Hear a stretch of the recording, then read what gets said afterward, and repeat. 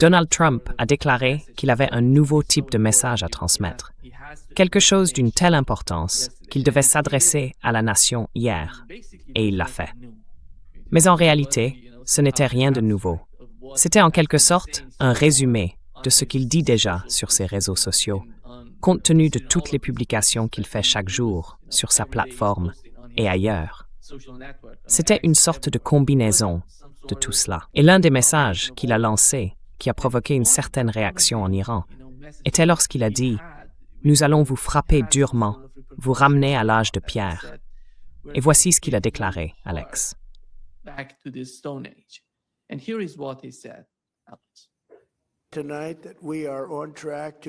Ce soir, nous sommes en bonne voie d'atteindre tous les objectifs militaires de l'Amérique sous peu, très bientôt.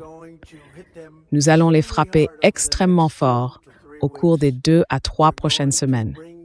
Nous allons les ramener à l'âge de pierre, là où ils appartiennent. En attendant, les discussions se poursuivent. Le changement de régime n'était pas notre objectif. Nous n'avons jamais parlé de changement de régime, mais un changement de régime a eu lieu car tous leurs dirigeants d'origine sont morts. Le nouveau groupe est moins radical et bien plus raisonnable.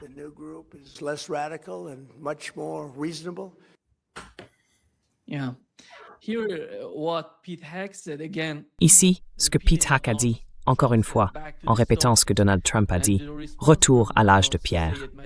Et la réponse de Saïd Majid Mousavi, qui est le chef de la force aérospatiale des gardiens de la révolution en Iran, a été « Ce sont vos soldats que vous menez à la tombe, pas l'Iran, que vous cherchez à ramener à l'âge de pierre. Les illusions hollywoodiennes ont tellement empoisonné vos esprits qu'avec votre maigre histoire de 250 ans, vous menacez une civilisation vieille de plus 6000 ans. Et tu vois, Alex, comment vois-tu la manière dont Donald Trump essaye de menacer l'Iran? Parce qu'il ne s'agit pas seulement de ce qui s'est passé. Tu te souviens de l'atmosphère avant le début de la guerre. L'Iran ne voulait pas aller à cette guerre. Ils ont tout fait pour ramener un peu de raison, de négociation, d'accord, tu vois. Mais Donald Trump a décidé d'aller vers cette guerre. Et maintenant, il répète la même chose. Et ce qui a changé en Iran, c'est que plus personne n'a peur de ce que Donald Trump essaye, tu sais, de dépeindre ou d'imaginer. Qu'en penses-tu?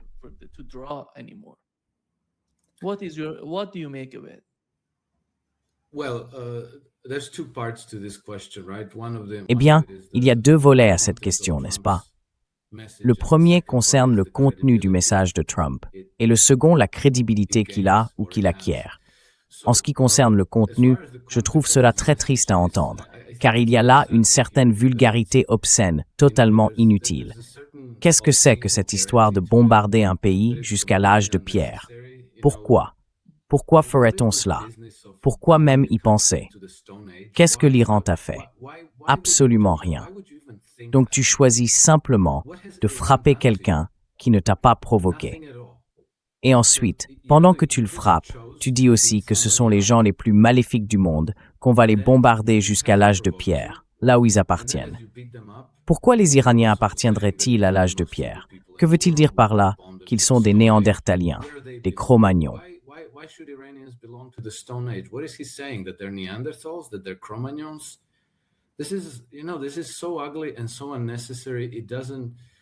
C'est tellement laid et tellement inutile. Cela n'accomplit rien.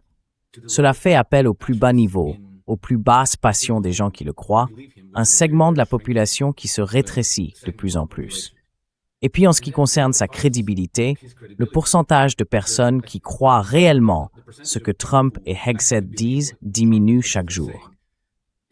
Mais vous savez, il n'est même pas nécessaire d'être trop abstrait à ce sujet, car il me semble que l'intention de Trump ici est en grande partie d'essayer de redonner confiance au marché. Les États-Unis sont dans une situation très difficile si les taux d'intérêt continuent d'augmenter. Et ils augmentent. Je pense environ 1/3, ou à peu près 30%, de la dette du Trésor américain arrive à échéance cette année. Et chaque hausse de 1% des taux d'intérêt ajoute environ 300 milliards de dollars d'intérêt.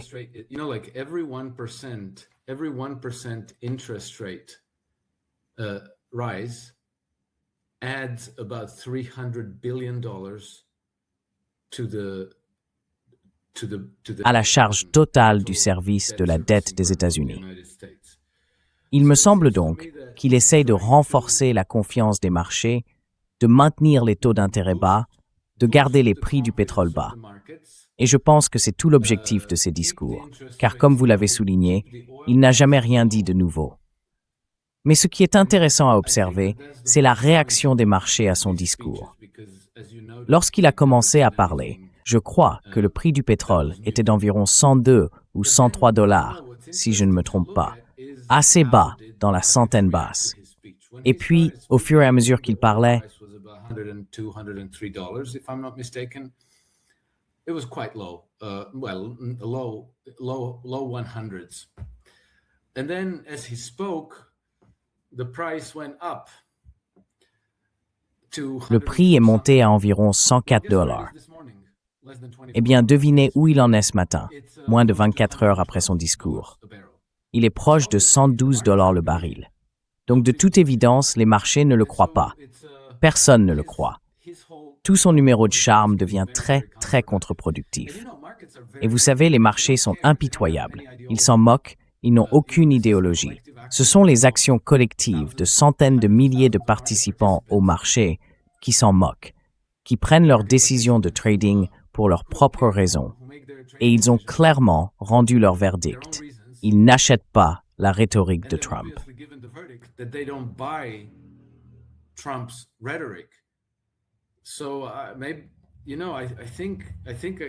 Alors, tu sais, je crois que c'était dans ton podcast il y a quelques semaines que j'ai dit que la seule façon pour lui de se sauver serait une thérapie de vérité radicale.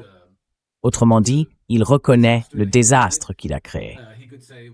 Il pourrait dire, eh bien, j'écoutais Kushner, j'écoutais Hegseth, Rubio et Witkoff, et ils m'ont tous donné de très mauvais conseils.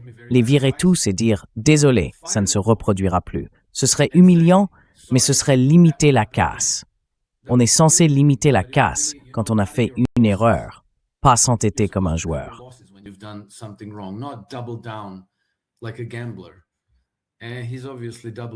Et il s'obstine manifestement comme un joueur. Plus personne n'y croit. Les marchés non plus n'y croient plus. À partir de là, on peut voir que les prix du pétrole vont probablement augmenter et que les taux d'intérêt vont probablement grimper eux aussi. Et encore une fois, vous savez, un prix du pétrole à 112 $ le baril peut sembler élevé, mais je voudrais rappeler à vos auditeurs qu'il était déjà à 140 $ en 2008 et à 120 $ en 2022. Donc 112 $, ce n'est pas particulièrement élevé. Cela pourrait monter à 150, voire à 200. Nous ne savons pas jusqu'où cela peut aller. Mais Trump ferait bien de limiter ses pertes. Et 120 in 2022. So 112 is not particularly high. This could go to 150, it could go to 200. We don't know where this could go, but Trump would be well advised to cut his losses, but he won't. Mais il ne le fera pas. Et ce qu'il risque, c'est une catastrophe totale et absolue. Catastrophe.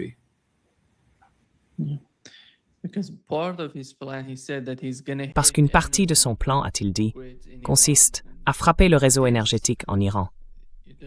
Et cela pourrait, vous savez, les répercussions d'une telle attaque contre l'Iran, la manière dont l'Iran réagirait vis-à-vis des États arabes et d'Israël, c'est extrêmement dangereux, lourd de conséquences par rapport à ce que vous venez de dire. Et il semble qu'il va le faire, Alex. Je pense que dans les 2 à 3 prochaines semaines, nous allons voir Donald Trump intensifier les attaques contre l'Iran et la riposte de l'Iran. Comment voyez-vous cela? Vous savez, avec le temps qui passe, dans un laps de temps aussi court, pensez-vous que cela atteindra 150 $ en 3 semaines? Ou bien, s'il intensifie les attaques et que la riposte arrive, je dirais que bon nombre de ces installations pétrolières et gazières pourraient être touchées par les frappes si les choses prennent cette direction.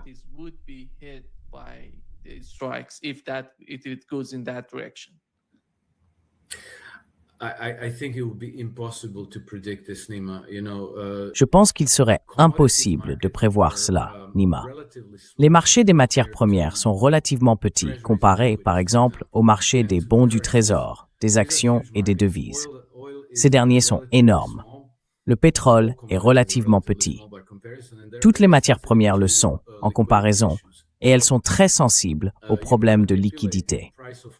On pourrait donc manipuler le prix du pétrole à la baisse, ainsi que celui de l'or, de l'argent et de tout ce qu'il faut faire baisser, en restreignant la liquidité disponible sur les marchés. Le problème, c'est que si l'on fait cela, on provoque aussi une forte réaction sur les marchés obligataires et boursiers. Le marché des actions baisserait, et le marché obligataire aussi, je veux dire les prix des obligations, ce qui entraînerait une hausse correspondante des taux d'intérêt. Ils se sont donc vraiment mis dans une impasse.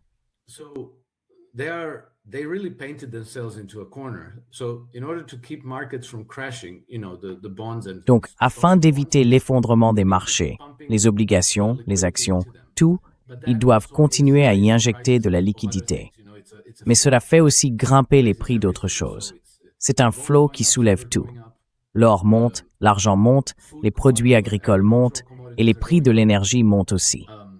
Donc, quoi qu'il fasse, ce sera mauvais. Il n'y a pas de bonne issue. Avant que cette guerre ne commence, j'ai dit que la seule manœuvre gagnante serait simplement d'abandonner Israël et de les laisser se débrouiller seuls, de rester à l'écart. Mais pour une raison quelconque, Trump et son entourage ont choisi de ne pas le faire. Ils ont choisi de se ranger du côté d'Israël, de mener la guerre d'Israël pour eux. Et maintenant, il va vraiment y avoir un prix à payer. Il n'y a absolument aucune bonne solution, aucune pour eux. There's no good solutions at all. There really is no good solutions for them.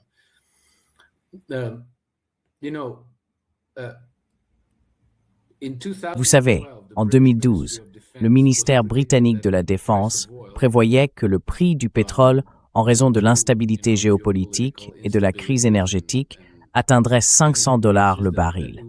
Il disait que cela se produirait en 2040, dans 12 ans. Mais nous n'en savons rien. C'est impossible à dire.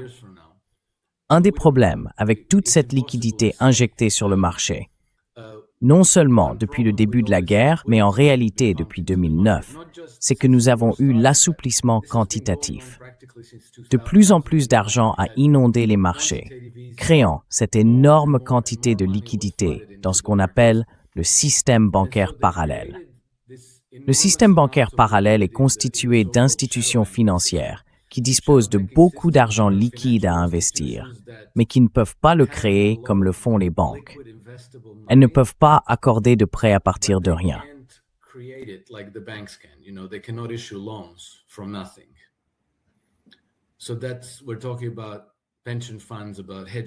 Nous parlons donc des fonds de pension, des fonds spéculatifs, du capital investissement, des compagnies d'assurance, des dotations, des associations caritatives, et ainsi de suite. Le montant total d'argent dans le système bancaire parallèle s'élève à environ 220 000 milliards de dollars, n'est-ce pas? Et s'ils constatent que les prix du pétrole augmentent, s'ils commencent à craindre une hausse des prix de l'énergie, et qu'un petit nombre de ces gestionnaires de fonds décident qu'ils veulent une plus grande part de pétrole brut, de gaz naturel ou de métaux comme l'or et l'argent, ils peuvent provoquer une flambée massive de ces prix. Nous avons vu au cours des 10 dernières années qu'un actif après l'autre, dès qu'il gagne en traction et en popularité, grimpe presque à la verticale. L'un des derniers en date était l'argent, qui selon moi a pratiquement quadruplé en 4 ans. Il est passé d'environ 20 à près de $100 l'once il y a seulement quelques semaines.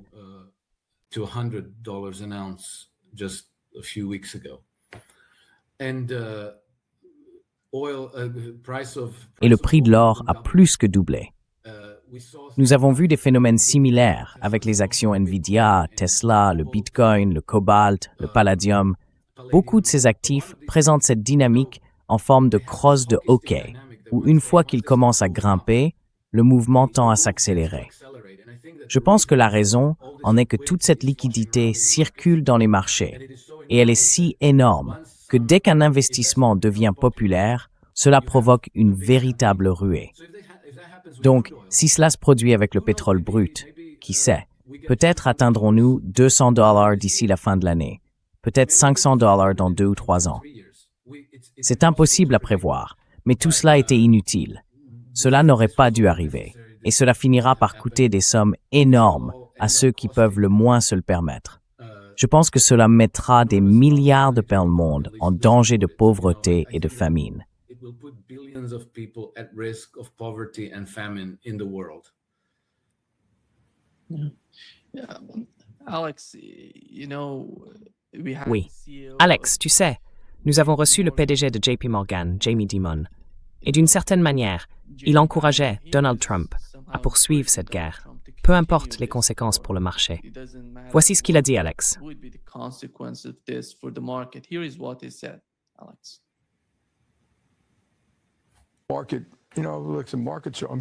Vous savez, les marchés sont imprévisibles et il m'est difficile de vous dire exactement ce qui va se passer. Mais je pense qu'ils cherchent simplement à savoir s'il y a une chance que quelque chose tourne mal. Maintenant, nous devrions tous espérer que rien ne tourne mal. Nous devrions tous espérer que ces mauvaises personnes, eh bien, que nous gagnions cette affaire, que nous nettoyions les détroits et que l'Iran ne soit plus une menace pour qui que ce soit. Mais, vous savez, les marchés seront inquiets tant que ce ne sera pas terminé. Ça se va voir. Cela dit, je pense que c'est très important, il est plus important que ça soit mené à bien avec succès que de faire le marché. Et cela ressemble à ce que disent les Émirats arabes unis, l'Arabie saoudite et les États du Golfe. Terminez cela de la bonne manière. Ils perçoivent l'urgence de la situation. Vraiment, oui. J'entends certaines personnes dire qu'ils ne représentaient pas une menace imminente. Une menace, c'est quand je te menace, je pourrais faire quelque chose de mal. Ces gens font de mauvaises choses depuis 47 ans. Ils ont tué des gens, ils ont tué des Américains. Ils ont financé cette terrible attaque du Hamas. Plusieurs Américains ont été tués le 7 octobre. Et ils ont mené des guerres par procuration, ils ont menacé des gens. Je pense que les gens sont surpris d'apprendre qu'ils possèdent un missile balistique capable d'aller jusqu'à 4800 km. Ce sont de mauvaises personnes. Oui.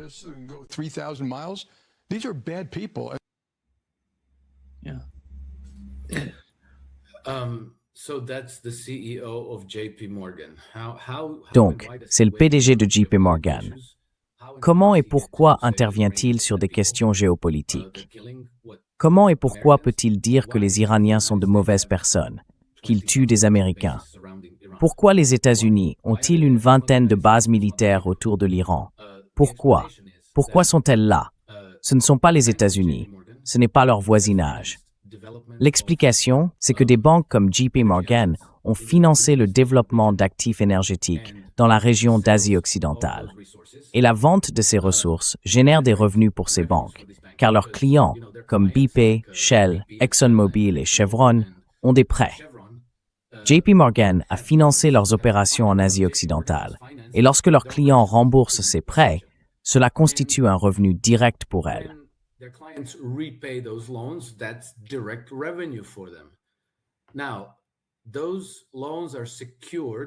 Ces prêts sont garantis par la richesse en ressources naturelles de la région, utilisée comme garantie. Donc, si les Iraniens font exploser les infrastructures pétrolières, les installations, tout le réseau d'expédition, alors les affaires de leurs clients tombent à zéro. Ils ne pourront pas rembourser ces prêts. Et si ces prêts ne peuvent pas être remboursés, ils deviennent des créances douteuses, des pertes. La perte de cette garantie, la perte de cette source de revenus, pourrait en réalité provoquer l'effondrement du système bancaire occidental, car tout le système est très frauduleux. C'est complètement frauduleux. C'est comme une pyramide inversée, reposant sur un segment relativement petit d'argent réel, une bonne garantie.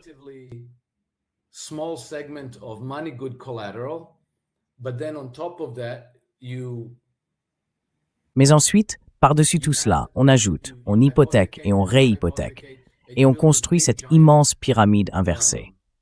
Si ce collatéral de bonne qualité monétaire est retiré, toute la pyramide pourrait s'effondrer. La seule façon d'éviter cet effondrement est d'imprimer de l'argent à partir de rien et de garantir tous ces mauvais prêts. Ainsi, évidemment, du point de vue de JP Morgan et de Jamie Dimon, les Iraniens sont de très mauvaises personnes, parce qu'ils pourraient avoir leur mot à dire sur la question de savoir si la richesse en ressources naturelles de la région appartient au peuple de cette région, ou à Wall Street, ou à la City de Londres. Pour Jamie Dimon, bien sûr, cette richesse lui appartient. As far as Jamie Dimon is concerned, obviously it belongs to him. As far as the En ce qui concerne les habitants de la région, cela leur appartient. Maintenant, si vous parvenez à les intimider et à les réduire en soumission, au point qu'ils disent « D'accord, nous serons vos esclaves, nous travaillerons pour vous, mais vous pouvez prendre la majeure partie de la richesse d'ici. » Alors il dira « Oh, ce sont des gens formidables, ce sont des démocrates, des libéraux, et toutes ces belles choses, vous savez. Ils respectent les droits humains et tout le reste, reconnaissent tous les genres et les pronoms, et ainsi de suite. Mais s'ils disent « Non, c'est notre richesse, c'est nous qui allons décider de la manière dont elle sera utilisée », alors ils sont évidemment très mauvais et doivent tous être bombardés et détruits, renvoyés à l'âge de pierre.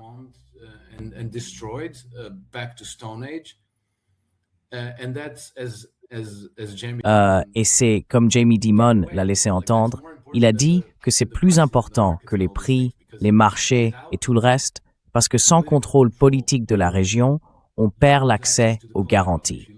Et si l'on perd l'accès aux garanties, alors tout le système occidental s'effondre. C'est-à-dire qu'il ne va pas s'effondrer parce qu'ils ont, vous savez, pris le contrôle complet du système financier par étapes, surtout depuis la pandémie, n'est-ce pas? Et cela signifie que la Fed peut imprimer des montants illimités d'argent pour compenser toutes ces pertes et les donner directement aux banques. Enfin, pas directement, car ce serait illégal. Mais ils ont inventé de petites failles et des exceptions pour que, plutôt que la Réserve fédérale achète les obligations de ces institutions en difficulté, elle le fasse par l'intermédiaire d'un tiers.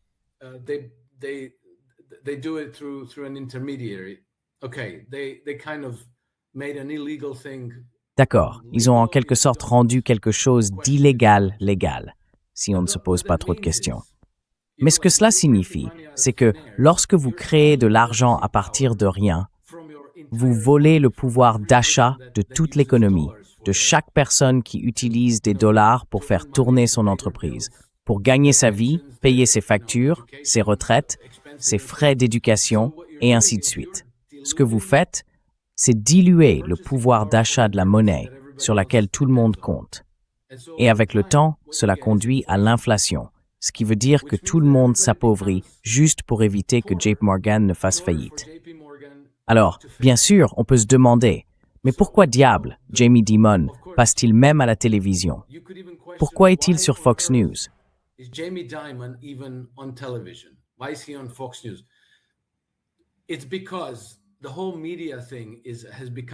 C'est parce que tout le système médiatique est devenu une industrie de relations publiques.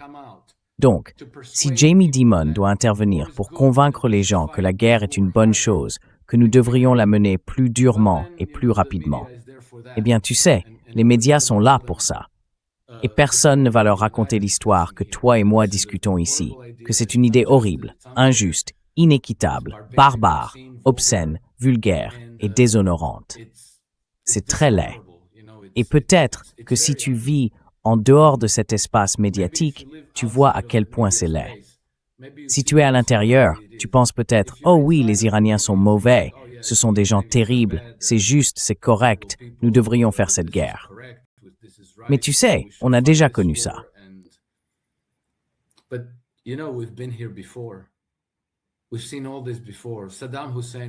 Nous avons déjà vu tout cela. Saddam Hussein était vraiment mauvais, et nous avons dû aller le combattre. Bachar el-Assad tuait son propre peuple, donc vous savez, nous avons dû faire cette guerre. Muammar Kadhafi était un fou, donc il devait partir. Et vous savez, Slobodan Milosevic était horrible, nous avons dû y aller. Les talibans, terribles. Nous avons dû faire cette guerre. Manuel Noriega, une personne horrible. Salvador Allende était un communiste, donc il fallait le faire. Ça ne s'arrête jamais. Ça ne s'arrête jamais. Il y a toujours une justification. Chaque histoire est sa propre histoire. Chaque guerre est justifiée d'une manière ou d'une autre. Et il y a toujours une partie des gens qui pensent « D'accord, ils nous ont menti sur toutes ces choses. Mais bon sang, vous savez, quand il s'agit de l'Iran, je suis sûr qu'ils nous disent la vérité. »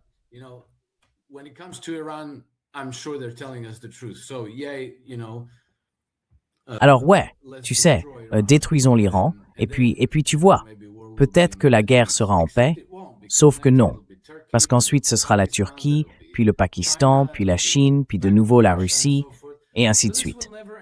Donc ça ne finira jamais. Ça ne finira jamais tant que les gens ne diront pas « Stop, ça suffit ».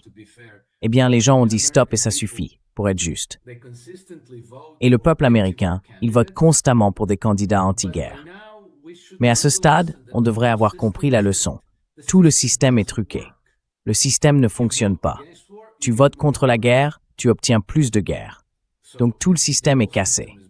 Je suis désolé de le dire, mais s'il y a un côté positif à tout ça, je pense que toute personne ayant un QI supérieur à la température ambiante devrait comprendre que le système est brisé, qu'il est impossible de s'en sortir par le vote. It is impossible to vote your way out.